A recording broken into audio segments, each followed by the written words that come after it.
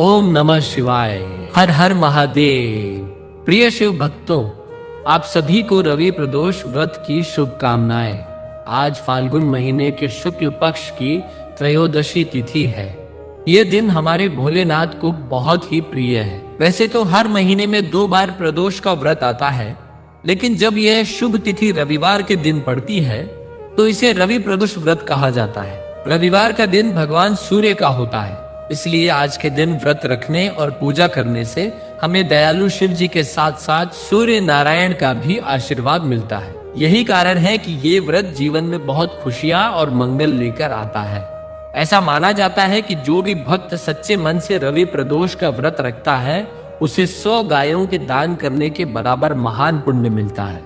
बाबा भोलेनाथ की कृपा से उसके सारे दुख, बीमारियां और अनजाने में हुए पाप धुल जाते हैं। तो आइए भक्तों, अपने मन को शांत करें। माता जगदम्बा, पार्वती और कृपालु भगवान शिव के पावन चरणों का ध्यान करते हुए बड़े ही प्रेम और श्रद्धा के साथ सुनते हैं रवि प्रदोष व्रत की यह सुंदर कथा।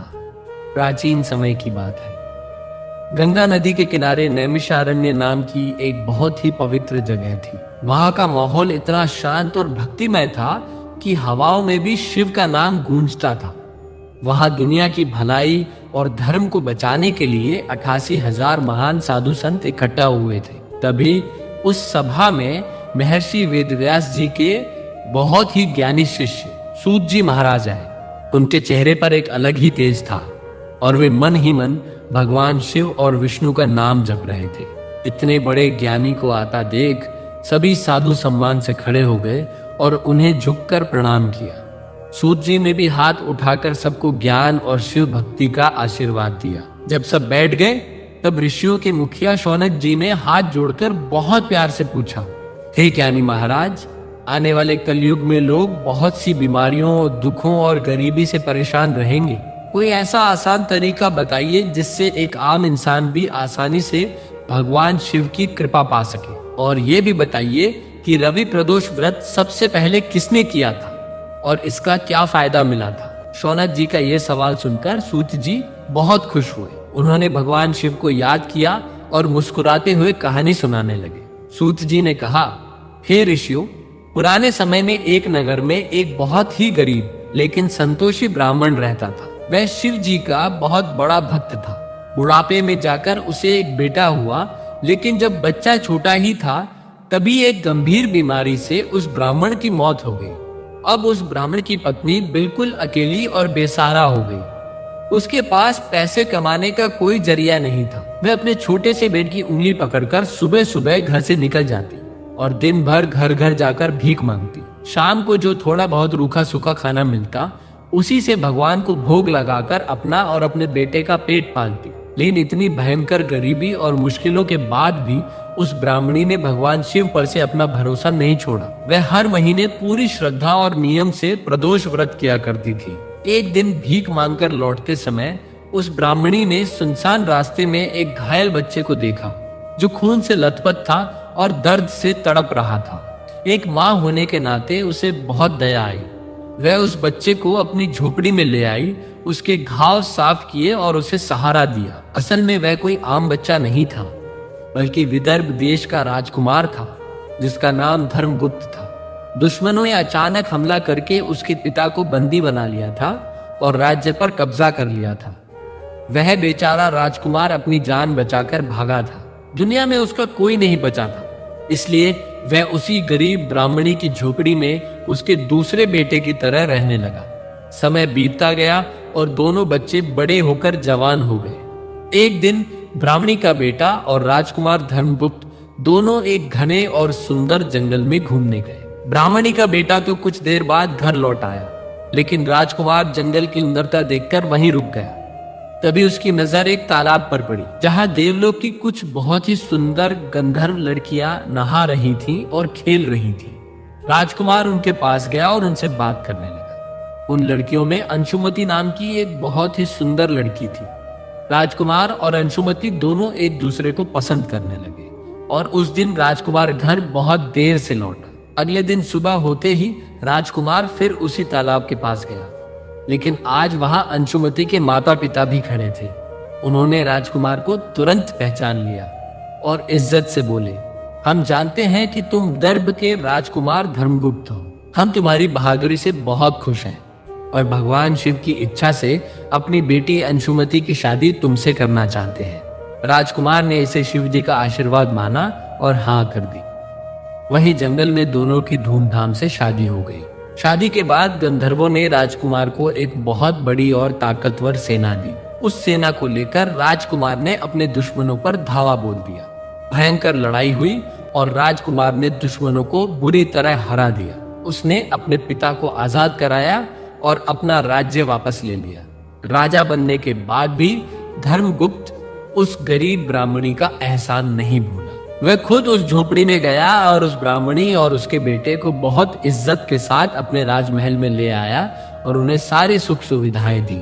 सूत जी ने अपनी बात खत्म करते हुए कहा, हे ऋषियों, यह सब उस ब्राह्मणी के सच्चे मन से किए गए रवि प्रदोष व्रत का ही चमत्कार था, जिससे भगवान शिव ने एक गरीब ब्राह्मणी और एक बेसहारा राजकुमार की सारी गरीबी और दुखों को हमेशा के लिए जड़ से मिटा दिया।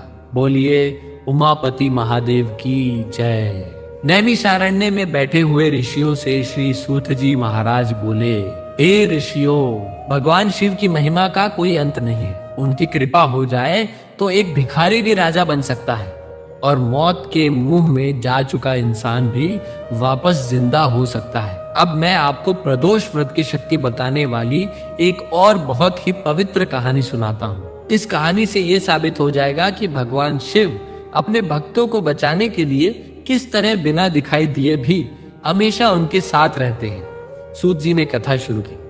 पुराने समय की बात है, एक बहुत ही सुंदर शहर के बाहर एक गरीब ब्राह्मण अपनी पत्नी के साथ रहता था। शायद उनके पिछले जन्म के कुछ ऐसे कर्म रहे होंगे जिसकी वजह से उनके घर में बहुत ज्यादा गरीबी थी।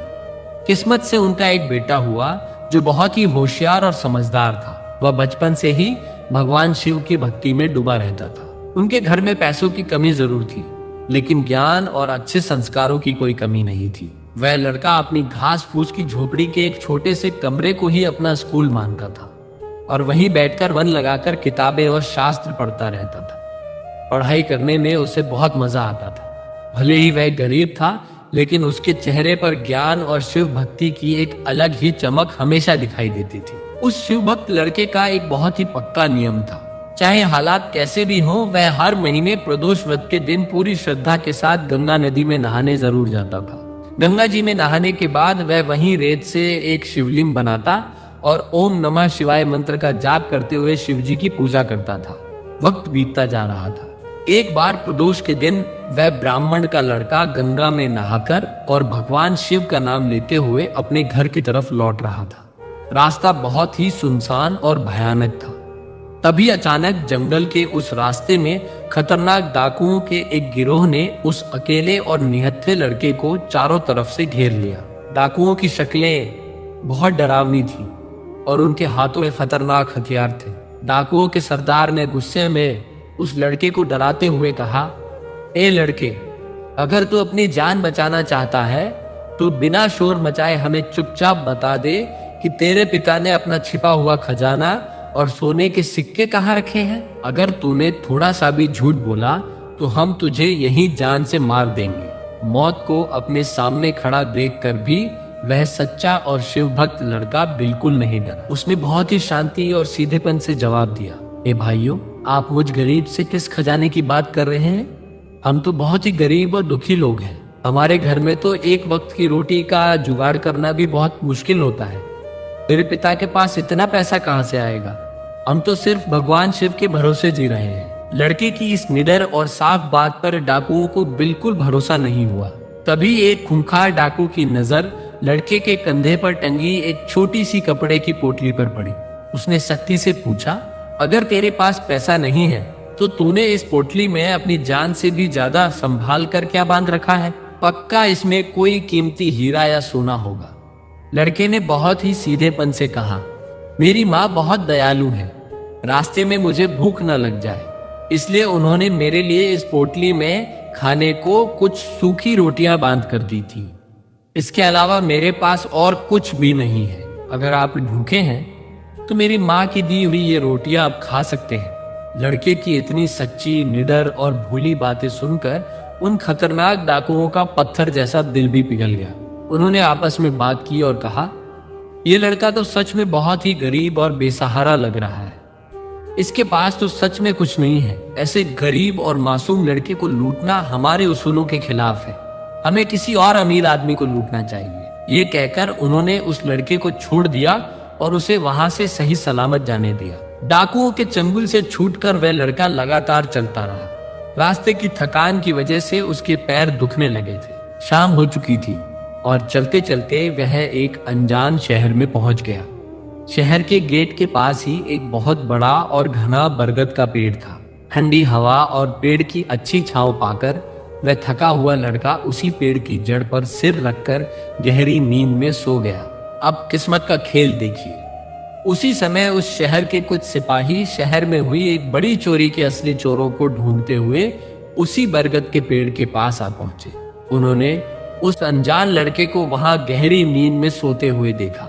सिपाहियों ने बिना कोई पूछताछ किए उस बेकसूर लड़के को ही चोर समझ लिया। उन्होंने तुरंत उसे पकड़ लिया और घसीटते हुए अपने शहर के राजा के सामने पेश किया। राजा उस समय बहुत ज्यादा गुस्से में था। उसने उस लड़के की एक भी बात नहीं सुनी और ना ही ये जानने की कोशिश की कि सच क्या है। राजा ने घमंड में आकर आदेश दे दिया, इस चोर को तुरंत जेल की सबसे अंधेरी कोठरी में डाल दिया जाए। उधर ब्राह्मण की झोपड़ी में रो रो कर बुरा हाल था। सूरज ढल चुका था, लेकिन उनकी आंखों का तारा, उनका इकलौता बेटा अभी तक घर नहीं लौटा था। माँ की जान अपने बेटे की चिंता में सूखी जा रही थी। किस्मत से अगले ही दिन पवित्र रवि प्रदोष व्रत था। उस दुखी माँ ने खाना पीना छोड़ दिया और पूरी सच्ची लगन के साथ प्रदोष व्रत करने का फैसला किया। शाम के समय उसने भगवान शिव की पूजा की और रोते हुए प्रार्थना करने लगी, इस दुनिया के मालिक शिव जी, मेरा बेटा बिल्कुल बेकसूर है और आपका सच्चा भक्त है। अब उसकी रक्षा की जिम्मेदारी सिर्फ आपके कंधों पर है। भगवान शिव अपने भक्तों की रोती हुई आवाज को कभी अनसुना नहीं करते। माँ की उस सच्ची प्रार्थना ने सीधे कैलाश पर शिव जी के दिल को छू लिया। उसी आधी रात को भगवान शिव उस घमंडी राजा के सपने में खुद प्रकट हुए। शिव जी ने बहुत ही गंभीर और गुस्से वाली आवाज में राजा को चेतावनी देते हुए कहा, हे मूर्ख राजा, जिस बेकसूर लड़के को तूने अपने सिपाहियों की गलतफहमी की वजह से जेल में डाल रखा है, वह कोई चोर नहीं बल्कि मेरा बहुत ही प्यारा और सच्चा भक्त है। सुबह की पहली किरण निकलते ही उसे पूरी इज्जत के साथ जेल से आजाद कर देना। अगर तूने मेरी इस बात को थोड़ा सा भी अनसुना किया तो याद रखना, तेरा ये पूरा राज्य, दौलत और तेरा पूरा खानदान पल भर में जलकर राख हो जाएगा। सपना टूटते ही राजा डर के मारे पसीने पसीने हो गया। उसका पूरा शरीर कांप रहा था। सुबह होते ही उसने बिना एक पल की भी देरी किए अपने सिपाहियों को दौड़ाया और उस शिव भक्त लड़के को आजाद करके पूरी इज्जत के साथ राज दरबार में लाने का आदेश दिया। राजा ने लड़के को अपने सिंहासन के पास बैठाया और बहुत ही प्यार से पूछा, ए अच्छे लड़के, मुझे सच सच बताओ कि तुम उस बरगद के पेड़ के नीचे क्या कर रहे थे। लड़के बिना डरे डाकुओं के मिलने से लेकर पेड़ के नीचे आराम करने तक की पूरी कहानी राजा को हूबहू सुना दी। सारी सच्ची बात सुनकर राजा को अपनी बिना सोचे समझे की गई जल्दबाजी पर बहुत शर्मिंदगी और पछतावा हुआ। उसने तुरंत अपने राज्य के सबसे अच्छे रथ और सिपाहियों को उस लड़के के घर भेजा और उसके माता पिता को पूरी इज्जत के साथ अपने दरबार में बुलवाया। अपने बेटे को राजा के सामने खड़ा देखकर माता पिता डर गए, लेकिन राजा ने अपनी गद्दी से उठकर उन दोनों के पैर छुए। राजा ने माफी मांगते हुए कहा, हे ब्राह्मण देवता, आप डरिए मत। आपका ये लड़का बिल्कुल बेकसूर है और भगवान शिव का परम भक्त है। मेरी नासमझी की वजह से इसे जो तकलीफ हुई है उसके लिए मैं आपसे माफी मांगता हूँ। इसके बाद राजा ने उस गरीब ब्राह्मण परिवार को जिंदगी भर आराम से रहने के लिए अपने राज्य के 5 सबसे अच्छे और खेती वाले गांव इनाम में दे दिए। श्री सूत जी महाराज ने अपनी कहानी खत्म करते हुए ऋषियों से कहा, हे ऋषियों, जो भी इंसान पूरे ध्यान से प्रदोष व्रत के दिन शिव जी की पूजा करने के बाद इस पवित्र कहानी को सुनता है उसे अगले 100 जन्मों तक कभी गरीबी और झूठे इल्जाम का सामना नहीं करना पड़ता। जिस तरह माँ के प्रदोष व्रत करने से ब्राह्मण के लड़के के अच्छे दिन आ गए, वैसे ही भगवान शिव अपने सभी भक्तों की परेशानियां दूर कर देते हैं। बोलिए उमापति महादेव की जय, गौरी पुत्र गजानन की जय। नैमिषारण्य के शांत माहौल में बैठे ऋषियों से सूत जी महाराज ने कहा, हे मुनियों, भगवान शिव की कृपा सिर्फ धरती के इंसानों तक ही सीमित नहीं है, बल्कि स्वर्ग के देवता और ग्रह भी भारी मुसीबत के समय भगवान शिव की ही शरण में जाते हैं। आज मैं आपको एक बहुत ही रहस्यमयी कहानी सुनाता हूँ कि कैसे स्वर्ग के देवताओं में से एक चंद्रदेव को कोढ़ जैसी भयंकर बीमारी का श्राप मिला था और कैसे प्रदोष व्रत के चमत्कार से शिव जी ने उन्हें मौत के मुंह से निकालकर अपने माथे पर सजा लिया। पुराने समय की बात है, ब्रह्मा जी के बेटे राजा दक्ष बहुत ही ताकतवर और महान थे। भगवान के आशीर्वाद से राजा दक्ष के घर बहुत ही सुंदर और गुणवान 27 बेटियों ने जन्म लिया। यही 27 बेटियां आज आसमान में 27 नक्षत्रों के नाम से जानी जाती हैं। जब वे बेटियां शादी के लायक हुईं, तब राजा दक्ष ने बहुत ही धूमधाम से अपनी सभी 27 बेटियों की शादी स्वर्ग के सबसे सुंदर, शांत और चमकते हुए देवता चंद्रदेव के साथ कर दी। शादी के बाद चंद्रदेव अपनी सभी 27 पत्नियों को लेकर अपने लोक चंद्रलोक आ गए। वैसे तो राजा दक्ष की सभी बेटियां बहुत सुंदर थीं, लेकिन उनमें से रोहिणी नाम की बेटी की सुंदरता और चमक सबसे अलग और कमाल की थी। रोहिणी का चेहरा ऐसा चमकता था जैसे एक साथ 100 चांद खिल गए हों। उनकी आंखें हिरनी जैसी थी और मुस्कान ऐसी थी कि किसी का भी दिल जीत ले। रोहिणी की इस बेतहाशा खूबसूरती को देखकर चंद्रदेव उन पर इस कदर फिदा हो गए कि वे अपना सारा राजकाज और स्वर्ग के सारे नियम कानून भूल गए। चंद्रदेव रोहिणी से इतना ज्यादा प्यार करने लगे कि वे अपना पूरा समय सिर्फ रोहिणी के महल में ही बिताने लगे। वे ये भी भूल गए कि रोहिणी के अलावा उनकी 26 और भी पत्नियां हैं, जिनका उन पर बराबर का हक है। समय बीतता गया। चंद्रदेव के इस सौतेले व्यवहार की वजह से उनकी बाकी 26 पत्नियों के मन में बहुत दुख, निराशा और जलन पैदा हो गई। वे अपने पति के प्यार के लिए तड़पने लगी। जब उनका दुख बर्दाश्त से बाहर हो गया, तब वे सभी रोती बिलखती हुई अपने पिता राजा दक्ष के पास पहुंची। उन्होंने रोते हुए अपने पिता को बताया कि चंद्रदेव रोहिणी के अलावा हमारी तरफ पलट कर भी नहीं देखते। राजा दक्ष स्वभाव से ही बहुत गुस्से वाले और घमंडी थे। अपनी बेटियों की ऐसी बुरी हालत देखकर उनका गुस्सा 7वें आसमान पर पहुंच गया। उन्होंने तुरंत चंद्रदेव को अपने सामने बुलवाया। राजा दक्ष इतने गुस्से में थे कि उन्होंने चंद्रदेव की कोई बात नहीं सुनी, कोई सवाल नहीं किया और सीधे उन्हें एक भयानक श्राप दे दिया। हे चंद्र, जिस रूप और चमक के घमंड में आकर तूने मेरी बाकी बेटियों का अपमान किया है, मैं तुझे श्राप देता हूँ कि तू इसी पल क्षय रोग का शिकार हो जाएगा। तेरी सारी चमक, तेरी सारी कलाएं और तेरी ये सुंदरता पल पल करके खत्म हो जाएगी। राजा दक्ष का श्राप कभी खाली नहीं जाता था। श्राप मिलते ही चंद्रदेव के शरीर में वह भयंकर बीमारी लग गई। धीरे धीरे चंद्रदेव का वह सुंदर और ठंडा शरीर गलने लगा। उनकी 16 कलाएं एक एक करके खत्म होने लगी। चांद की चमक खत्म होने से पूरी दुनिया में अंधेरा छाने लगा। जड़ी बूटियों का रस सूखने लगा और सब जगह हाहाकार मच गया। चंद्रदेव दिन ब दिन मौत के करीब जाने लगे। स्वर्ग के किसी भी वैद्य या देवता के पास राजा दक्ष के इस भयानक श्राप का कोई इलाज नहीं था। जब चंद्रदेव अपनी आखिरी सांसें गिन रहे थे और उनका शरीर सिर्फ हड्डियों का ढांचा रह गया था, तब वहां देवर्षि नारद जी आए। नारद जी ने जब चंद्रदेव की ये दर्दनाक हालत देखी तो उन्हें बहुत दया आई।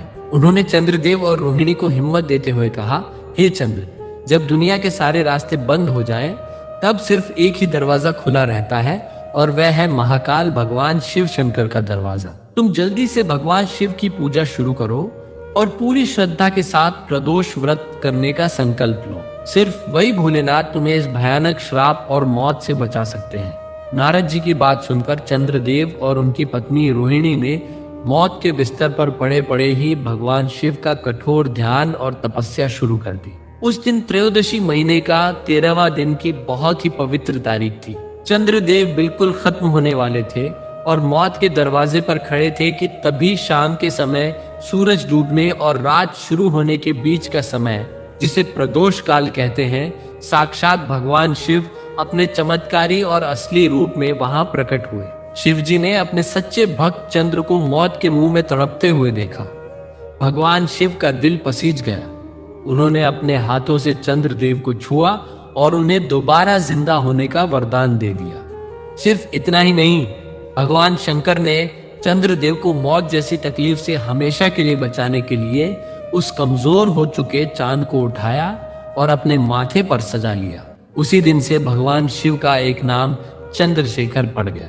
शिव जी के माथे पर बैठते ही महादेव की शक्ति से चंद्रदेव फिर से धीरे धीरे ठीक होने लगे और पूर्णिमा के दिन वे अपने पूरे और सुंदर रूप में आसमान में वापस चमकने लगे। सूत जी महाराज ने अपनी कहानी खत्म करते हुए ऋषियों से कहा, हे मुनियों, चंद्रदेव ने त्रयोदशी के दिन ही शिव जी का व्रत रखकर प्रदोष काल में उनकी पूजा की थी और शिव जी ने उसी गोधूली बेला में उन्हें नई जिंदगी दी थी। इसी वजह से इस व्रत को प्रदोष व्रत कहा जाता है। जो भी इंसान त्रयोदशी के दिन शाम के समय शिव जी की पूरे नियम से पूजा करता है, मौत भी उसका कुछ नहीं बिगाड़ सकती। बोलिए चंद्रशेखर भगवान की जय, उमापति महादेव की जय।